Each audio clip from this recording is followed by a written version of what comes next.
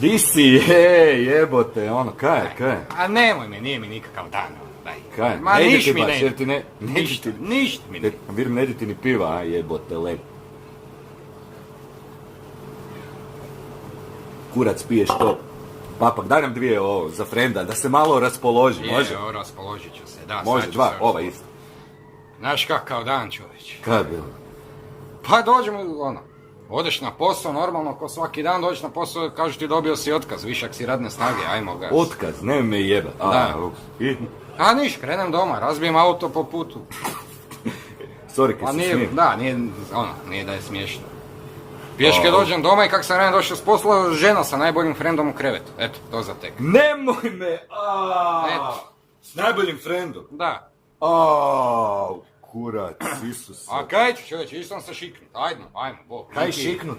Ću metak u glavu idem. Ideš se, nemoj. I Pa jebe idem, ženu, nemoj se ubiti. Pa nema posla, nema auto, nema žene. Pazi, pištolj uzmem i gotovo, idem. Za šteko mi je. Sreća, hvala ti Bože. Idem se objesiti. Uzmem onaj štrik i znaš kod mene doma u Borovku ona greda stara kak stoji.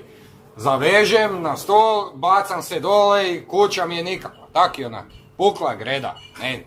Ne mri se ubiti oči.